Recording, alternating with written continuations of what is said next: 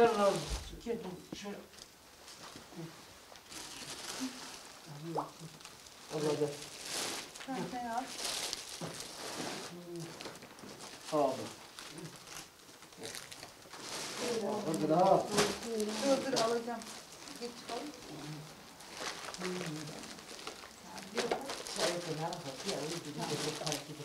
Yoksa çayım hadi.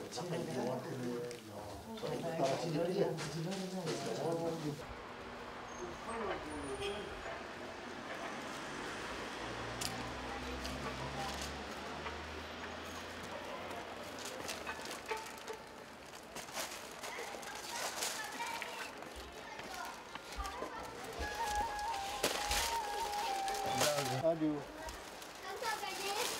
Hadi. Bu mavi mağazasının önünde bıraksanız. Mavi mağaza.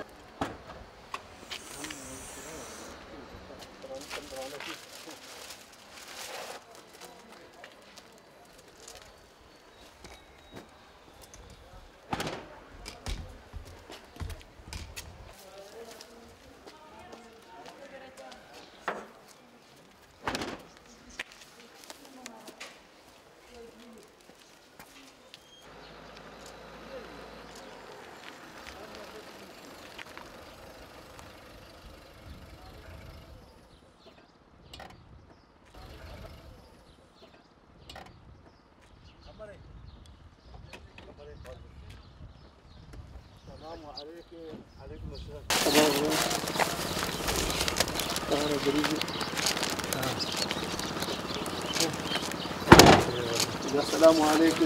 Selam. يا رمضان مبارك.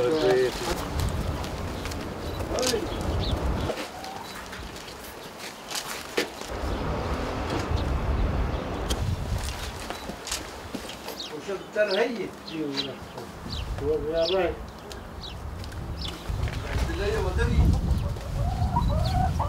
يا رمضان مبارك به.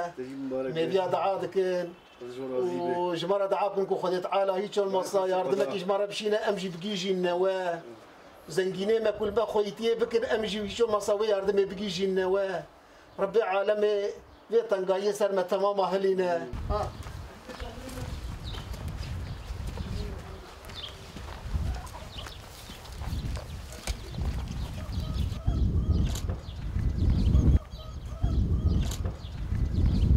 Üç ayların başlangıcıyla Umut Kervanı umut olmaya devam ediyor. Yardıma muhtaç dul, yetim, fakir ailelerimize 3 aylardan beri dağıtımlarımız başlıyor. Ramazan'da da devam ediyor. İnşallah Ramazan'dan sonra da devam edecek. Ramazan sonrası da inşallah çalışmalarımız devam edecek. Zaten önümüzdeki 2 ay sonra zaten Ramazan'dan sonra Kurban Bayramı geliyor. Kurban Bayramı'nda da çalışmalarımız devam ediyor. Yani senenin 12 ayı. Dolayısıyla bizim çalışmalarımız sürekli devam ediyor. Çalışmalarımızın tabii ki devam etmesi için hayırsever vatandaşlarımızın bize yardımda bulunması gerekir. Eğer onların yardımı olmazsa biz ayakta duramayız. Bu pandemi sürecinde şimdi yardıma muhtaç insanlarımız çoğaldı.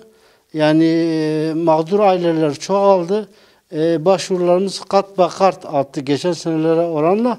Şimdi bunun için de tabii ki yardımın da o denli artması gerekiyor. Biz hayırsever vatandaşlarımızdan bu konuda yardımlarını bekliyoruz. Allah yapacakları yardımları şimdiden kabul etsin.